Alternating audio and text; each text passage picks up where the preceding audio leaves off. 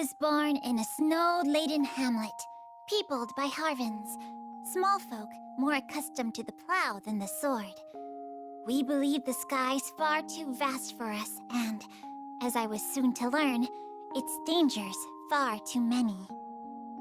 It happened when I was yet a green, callow youth. I strayed beyond our fences and into the claws of a monster. I cried for help, but all that met my voice were the howls of the wind. Abandoned even by hope, I could only give myself up to death.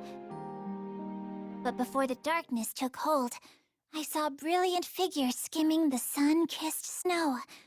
They were the Lumiel Order of Holy Knights, come to my rescue. Oh, that there were words bright enough to reflect their flashing swords as they did battle with the beast. Or sounds tender enough to echo the kindness with which they took my hand and led me home. What can I say, but that they were as mighty and generous as the sun? On that fateful day, they gave me life and guidance. I learned that by shutting your eyes to danger, you only leave it free to wander in the darkness. Thus, I resolved to turn toward the light and become defender to the skies. I would join Lumiel and, with my farmer's hands, bear aloft the banner of virtue. I threw all my being into training, begrudging no amount of sweat or tears. And, with the passing of days, that little girl lost in the snow grew to become the captain of the Lumiel Order of Holy Knights.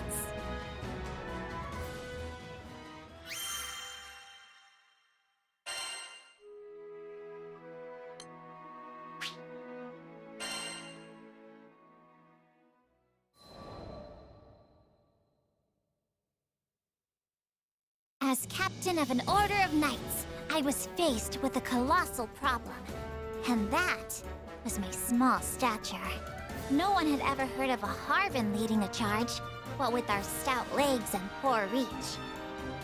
Now that I lived among drafts and humans, I would have to develop a style of combat that would turn my size, if I may so phrase it, into a matter of little importance. Seeing that I worked twice as hard, despite being half as large, my compatriots grew to respect me. When I was appointed captain, their very heartstrings thrummed with joy. But even the brightest diamond has its flaws. Within Lumiel's proud walls, there were some that scoffed to behold a Harvin captain of their knights. For my part, I cared not what was said of me. However, I would not stand to have the good names of my comrades dragged through the mud. We are an august and redoubted order, and I'd rise up to that image by any means necessary. Thus began my days of height exercises, stretching devices, and miraculous concoctions. Not all came from reputable sources, but I took a tactical approach. If it had a chance of working, I'd try it. Days grew into weeks, which grew into months. But I grew not 1 inch. Then, it happened. Right as I was on the verge of losing all hope, word reached me of a distant village that had devised a height tonic. Here was the answer to all my prayers. With expectation lending a spring to my step, I slipped from my quarters and set out on my quest.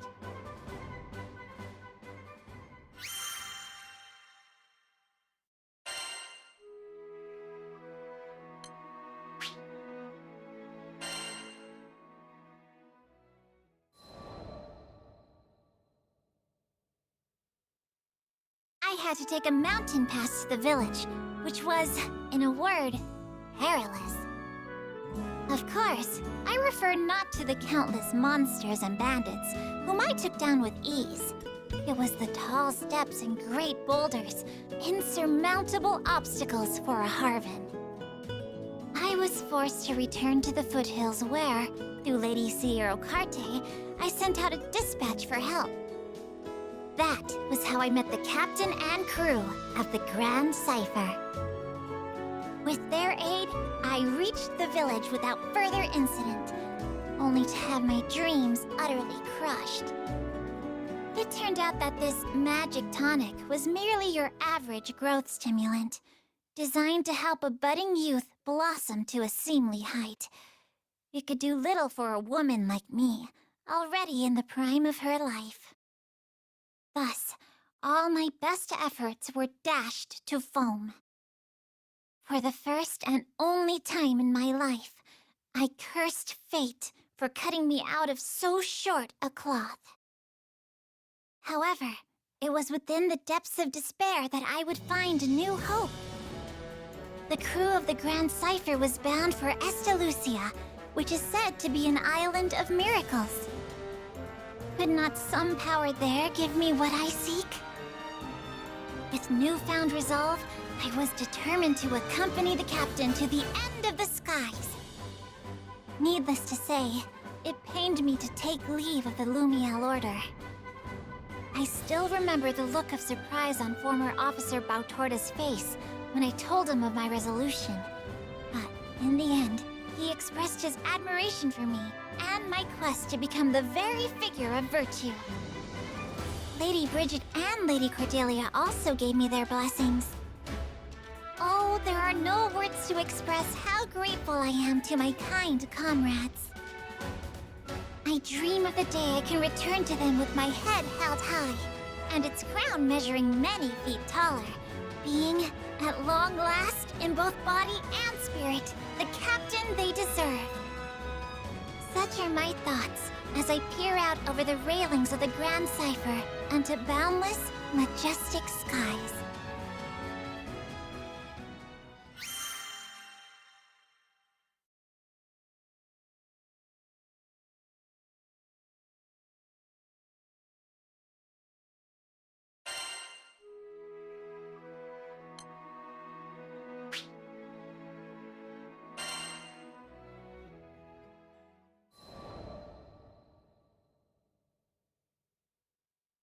One day, when I was visiting Seed Hollow on business, I espied a young man crouched in a corner of the central plaza.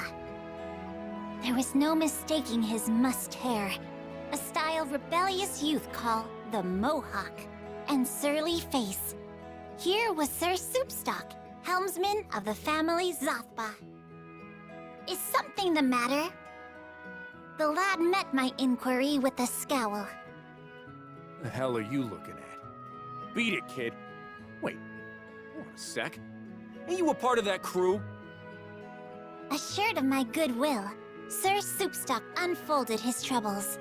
Whilst making his usual rounds squaring away accounts, the lad had met with some resistance. One of their clients, a nobleman disdainful of Sir Soupstock's low birth and tender age, had refused to pay. I'm an officer too, you know. Got my own grunts working under me, good people. But we're dealing with the real frilly-pants, blue-blooded noble here. Any attempt to rough him up, it's straight to the slammer. 'Twas a treacherous path, Sir Soupstock added. A single misstep, and it was his reputation in the mud.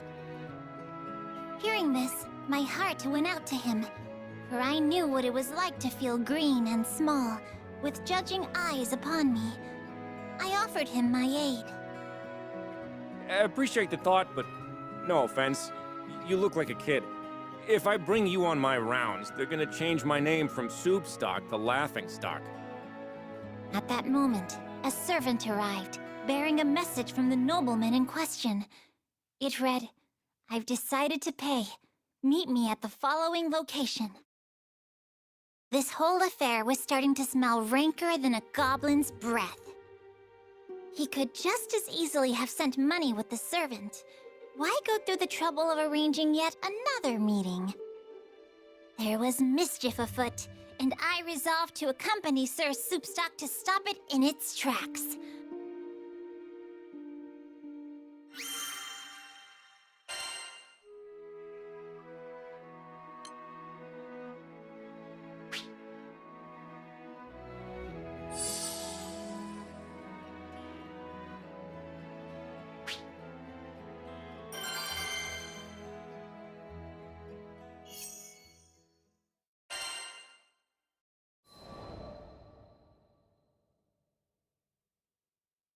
We arrived at the appointed location, a corner of Castle Seed Hollow, to find the nobleman gazing down at us from a parapet.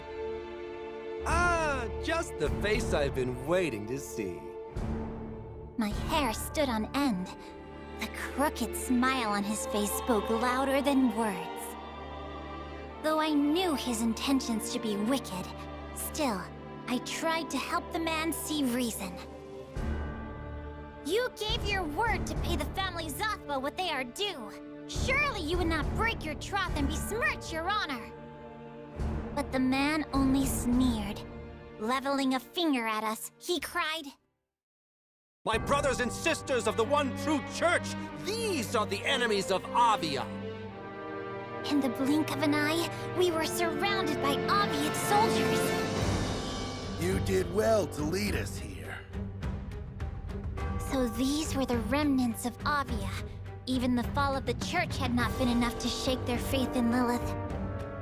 In their eyes, Sir Soupstock and I were interlopers, blasphemers they must put to death. You've got another thing coming if you think you're gonna get away with this. Sir Soupstock glared up at the Cullion. I too felt a righteous rage boiling within me. Crooked vice must be beaten straight with the hammer of justice. You shall rue the day you brought the wrath of Charlotta Fenia upon your heads!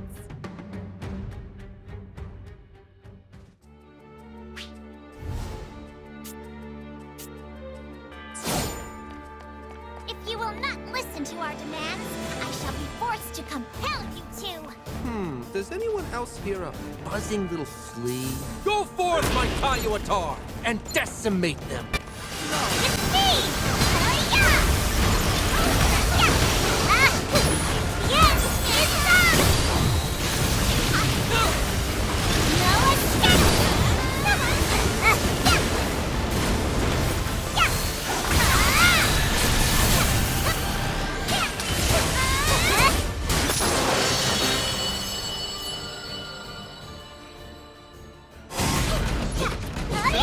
A nightmare!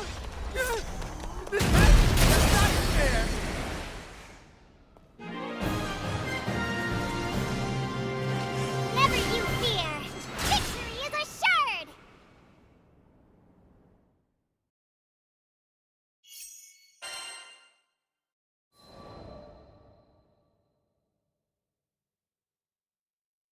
Sweet blazing broth. That crew of yours really is full of beasts. After making some courteous response to Sir Soupstock, I turned my attention to the nobleman. You must pay for what you bought. I thought even children knew that. And so, with many groans and grimaces, the varlet handed Sir Soupstock what he was owed. You sure got me out of a tight spot. Thanks. And sorry about all that crap I said about you looking like a kid. I assured him there were no hard feelings. Comforted, he continued. I shouldn't be saying this being in my line of business at all, but truth is I'm not much of a fighter. Would have been dead meat if it weren't for you. He confided in me that, when the Tayuitar appeared, he felt the blood of courage draining from his body. I too am not immune to fear. But as a pure and righteous knight of Lumiel, I have duty, honor, and purpose as my guiding lights. Hearing that, Sir Soupstock graced me, for the first time that day, with a shy smile.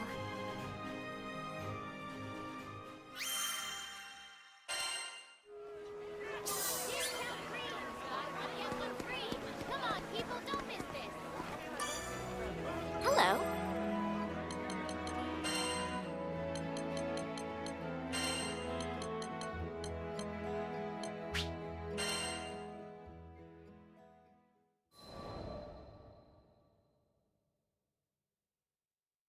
With the Aviate soldiers defeated and the money safely in hand, I believed it to be clear skies. And yet, some clouds still darken Sir Soupstock's brow. Man, I can't even do my job without somebody holding my hand. Maybe I just ain't cut out for this, yeah? Apparently, even his own officers afforded him little respect. However, I saw in his earnest eyes and noble bearing that he had the makings of a great leader. Alas, we cannot view ourselves but by outward reflection, which often dims our inner value. You were given high office, Sir Soupstock. Does that not mean someone sees in you true worthiness, though you yourself may be blind to it? You must polish yourself until the quality of your character shines forth for all the world to behold. If you remain forever pure and forever righteous, then surely those around you will be attracted by your light. The lad lent me an attentive ear. But my words were not enough to blow the clouds of doubt from his face. I mean, just take a look at how our city's split. You've got Golden Oaks, where the nobles and elite dwell, and the rest of us tucked away in Copper Square, which is, let's face it, a slum. He continued. Those wide-eyed beliefs of yours wouldn't last 2 seconds among the dirt and smoke of Copper Square. I wish I could be the person you say I am, but... Biting his lip, Sir Soupstock shook his head and fell silent.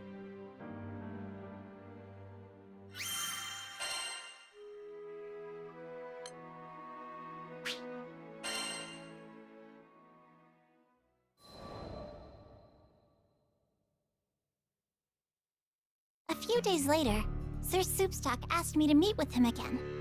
In a cozy Seed Hollow tavern, he told me he'd investigated our erstwhile friend, the nobleman. It seemed the scoundrel was now prancing about the city, spreading lies and slander about the family Zothba.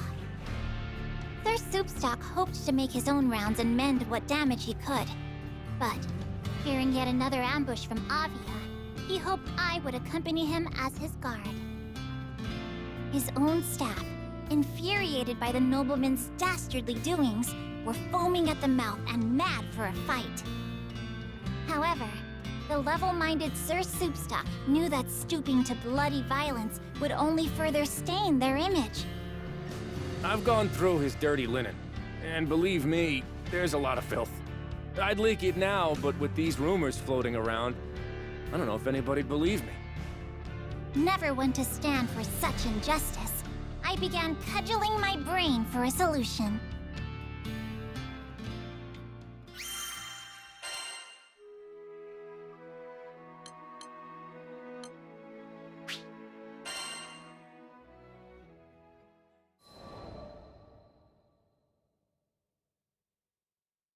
We began to meet with people in the street, contradicting the libel and restoring faith in the family Zothba.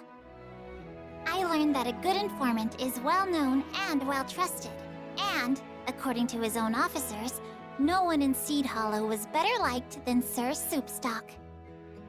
Though his mannerisms savored, admittedly, of a brute, at his core he was as sweet and pure as any lily. It was little wonder the denizens of Seed Hollow were fond of him. As we exchanged more words and tidbits of information, a picture began to form of the nobleman's intentions. He was not acting, it seemed, solely from a place of vengeance. The churl desired to build his own network of informants, using the remnants of the Church of Avia. Furthermore, in his lust for wealth, he was terrorizing the good people of Copper Square and compelling services from them.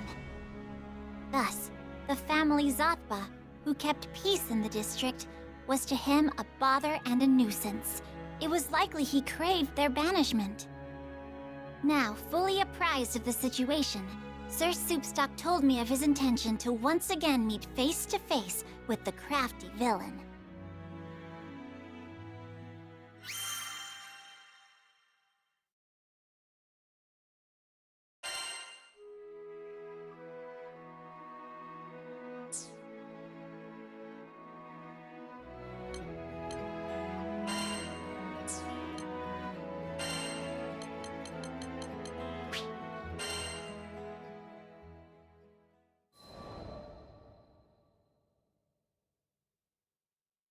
I was half right. It was not Hans, but Ludwin himself who showed up at our doorstep. I deciphered the record, and I know where the sword is buried. He was so excited, he completely forwent pleasantries. I know I should go alone, with Hans, of course, but the tome says we must fly to Skyworm Valley, which is riddled with monsters. It's a terrible place for a lord to be made into dragon kibble. I knew what he wanted me to say. Very well. Please, allow me to accompany you. Really? Wonderful! I mean, only if you wish. This must have been the flaw Hans was alluding to. Ludwin was afraid of his own power. He dreaded the responsibilities that came with leadership. The Lords of Grossgard were not warriors and hadn't been for generations. They depended on their subjects for protection. But as I'd learned, Ludwin was loath to do so. Up until now, this has not posed a problem. Small skirmishes were all that troubled the peace of his dukedom. But what would happen should a great war march on his borders? Would his honor eventually spur him to the front lines? To death? The place of a lord and general is with the rear guard. There, they must order the battle and conduct diplomatic affairs. But it is hard, sitting and conversing in safety while your soldiers are risking their lives. As captain of the White Dragons, I knew this better than anyone. You feel as if every death is on your head. At last, I had come to fully understand Ludwin. If these trials, as Hans said, could help him come into his own, then I would do everything in my power to guide him to victory.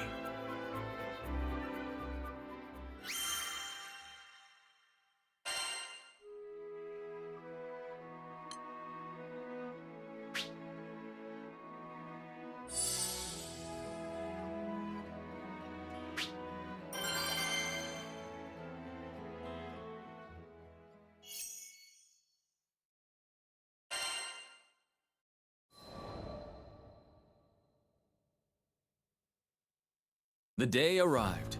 Ludwin, Hans, myself, and a few more compatriots met outside of Skyworm Valley. Lancelot, thank you for coming, but I wasn't aware there would be others with you. Who are these people? He looked with wide eyes at the rest of the crew, whom he had never met before.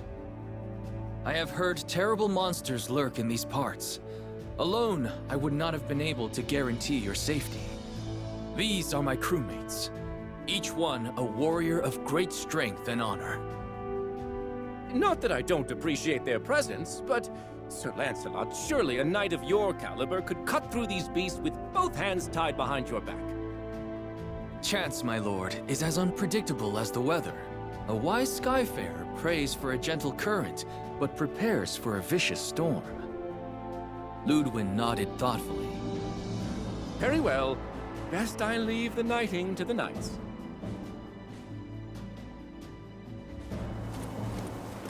We go into the Viper's Nest. Take care. Are you ready to begin the trial? It's now or never. Let go. Hey, look! The welcome squad! Our attacks aren't working! Is this part of the trial? Wait, I remember. The record said, single link does not a chain make. Oh, fighting one at a time won't work? Let's hit it all at once. Very well. On Lancelot's mark. Feel yourself. After me. Understood! Go time. Great synergy. You speak the clever vein. Siegfried got clever in silence. If not for Lord Ludwig's counsel, you would have been You lost. did it! You really did it! I only wish I'd have been of more use. Don't worry about it. All good stuff we're good and bad at. There is no shame in seeking help from others. It builds trust. Yes, trust.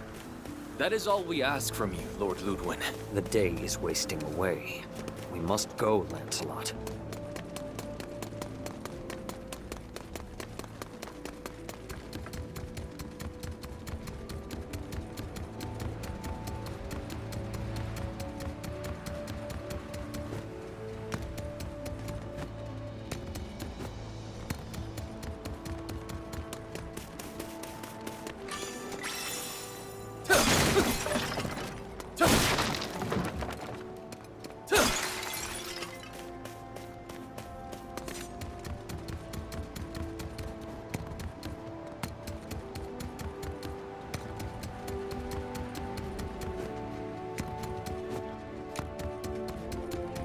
Looks like we've reached the second trial.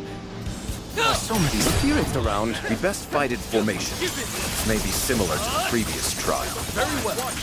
Leave the vanguard to me. Your aid is always appreciated. We're gonna be so in sync. Wait. I'm about to see 4 legendary knights in battle at once. Behold! Stay focused. These blind attacks aren't working. We need to coordinate. That was no small feat. I shall never fail you. Appreciate that. This is power. Go! Light over. Follow close. I'll handle this. You're destined for great things, Lancelot. Give it. Thank you. I'll work hard to meet your expectations. Get up! Of course. Eat this! Still more to go! Of course. These blind attacks aren't working. We need to coordinate. The advantage. This is power.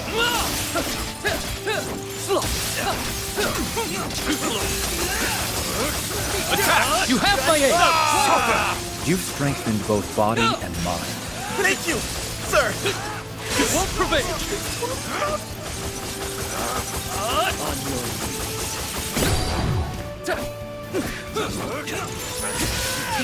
On my mark! You're mine! It does it for the second trial. Too easy, Lancelot? Not at all. Okay, let's We've go! only made smooth shall light the progress way. thanks to the team. We fought alongside each other for years. This was nothing.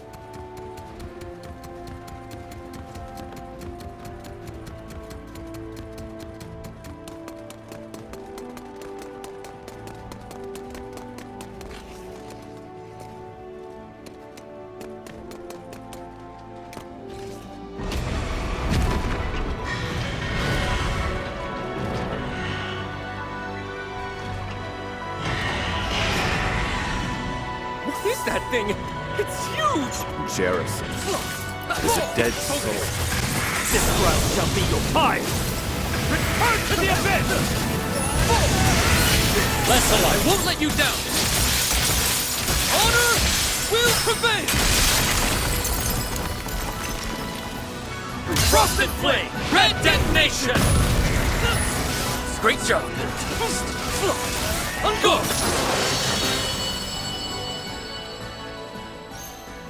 You took down brave of those monsters.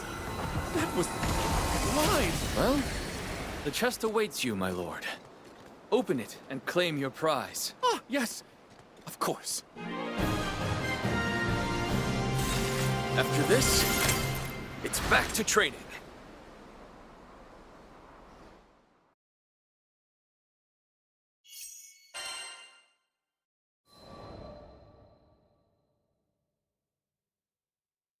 After numerous trials, we arrived at last in front of a lone treasure chest. If it hadn't been for your help, Sir Lancelot, I wouldn't have made it this far.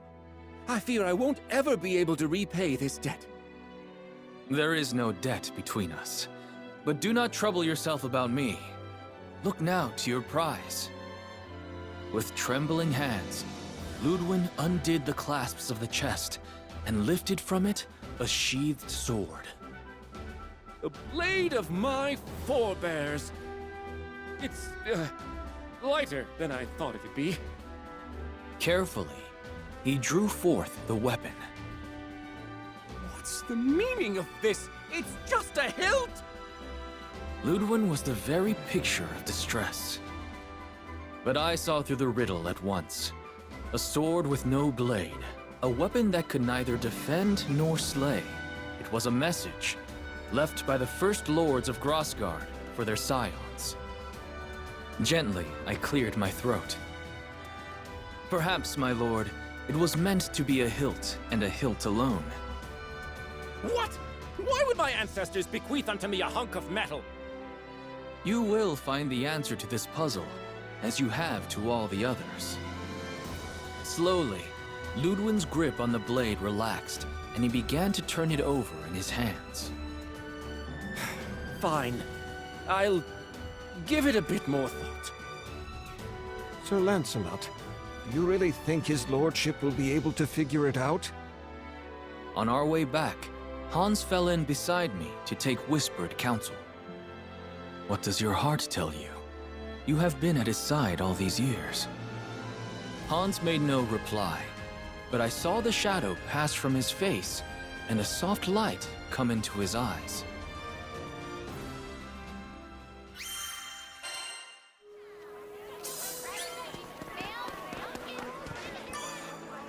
Hello.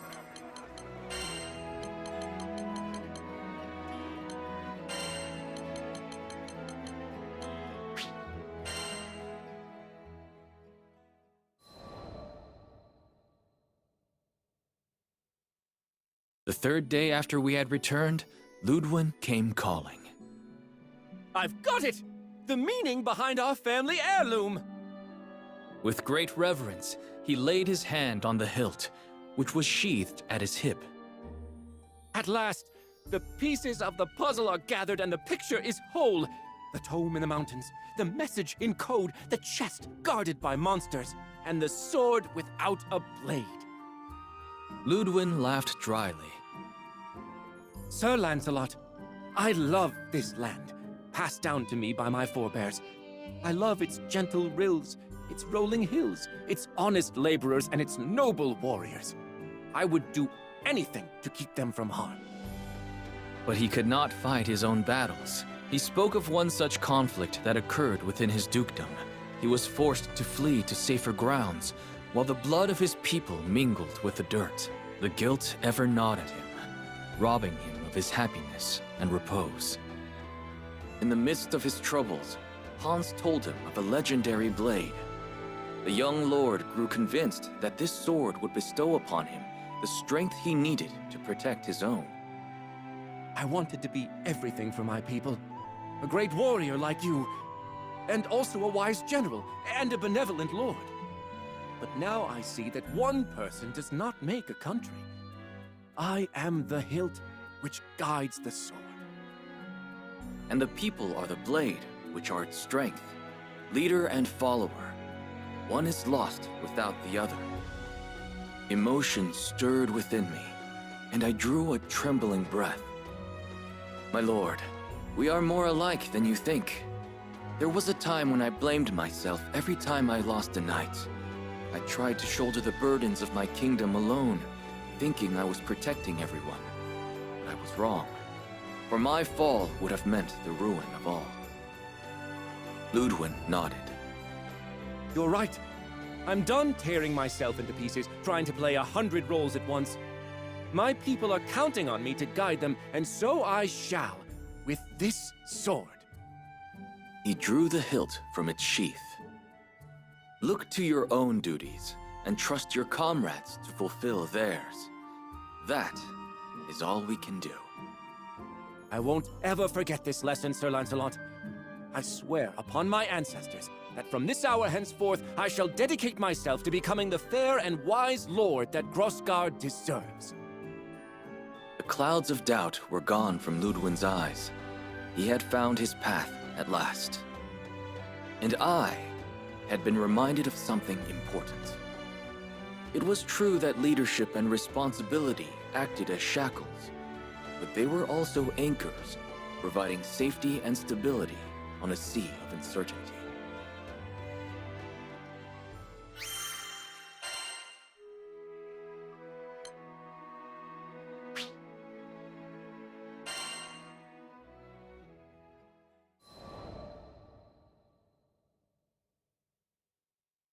Months later, word reached me concerning the Lord Ludwin of Grosgard. It was said he had no great strength of arms, but his wit and will were edged sharper than steel. Under his rule, the people lived in peace, and their fields were ever gold. But the young lord never accepted praise for his deeds. He always spoke of the loyalty of his subjects and the wisdom of a foreign knight. It seems his idolatry of me still hasn't changed.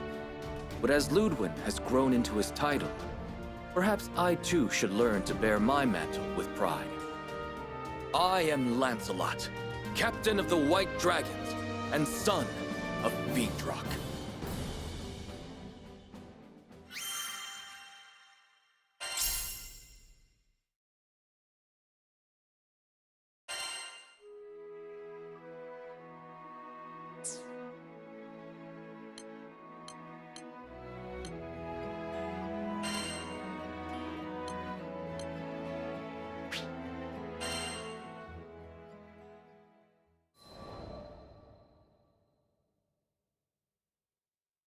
Janae's attitude changed after hearing her brother's plea. Cagliostro, forgive me. I was selfish, looking for a quick fix. But now, I know I should face this disease and live my life the way I meant to. Figures. You needed time to process your options. Actually, that was the reason why I asked Heimel about his objections in front of Janae. She needed to hear his part. We're sorry for wasting your time. We know it wasn't easy to gather all those components for a new body. New body? Doesn't ring a bell. But you said you would give Schnee a new vessel.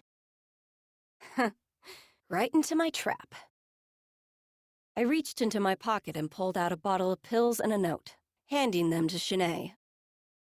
I present to you my genius medicine for slowing the progress of Lycerian fever syndrome.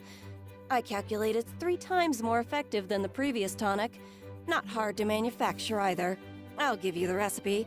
Stop by Sierra's sometime, and she'll help you fill it within 2 to 3 business days.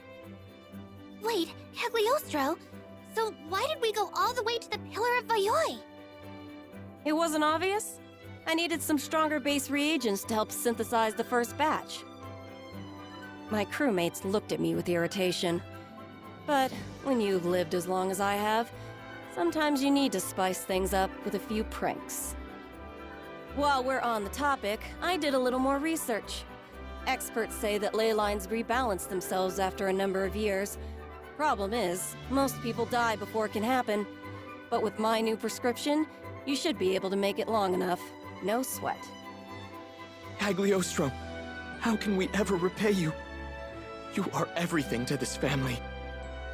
Janae was so overcome with emotion, she couldn't express her own thanks. I didn't mind her silence, though. Excess sentimentality always spoiled the mood. We had more important topics to discuss anyway.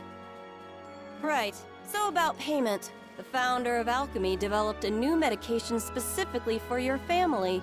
That's gonna cost ya. Heimel swallowed, readying himself for the worst. I'm a fool. You're absolutely right. We don't have much in the way of money or valuables, but we'll do whatever it takes to... I think there's been a misunderstanding. You don't get to decide my reward. Are we clear? Janae and Heimel both nodded in fearful silence.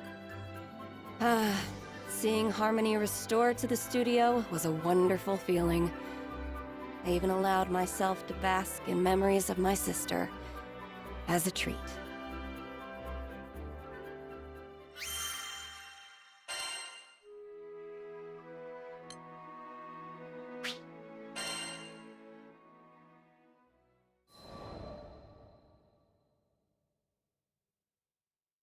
Sometime later, I was visiting Sierra's shop in Folca. You have my payment from Schnee and Heimel? Sure do. It's a big one, so take good care of her. From behind the counter, Sierra pulled out a canvas displaying the world's cutest girl. Clear skin, dewy eyes, and a mischievous smile, all framed by soft golden locks. Utter perfection. Not that I have to explain it to you. Lots of folks have said they'd like to buy this pretty picture. I had to fight off all the amateur art collectors. Of course. Who wouldn't want a portrait of me? Though I was the only one worthy of owning such a masterpiece. I was surprised to hear you knew Lady Shanae. Must be a fancy lady, being a master and all. Wait, master? Indeedy! Youngest artist declared a master in a good long while. She's really made a name for herself in the market. Here, just got this piece in today. I had seen it before. It filled me with a resonant vitality, just as it had in that cozy little studio. But now it was accompanied by a price tag of a whopping 5 million rupees. I think I'll add this one to my collection. In all my years of filling vessels with spirits, I had never procured an object with as much soul as Shanae's painting. I had to have it. Are you sure? That's my biggest budget breaker. I laughed. A few million rupees for a miracle? Chump change. Unbeknownst to Ciro Carte, I got away with the steal.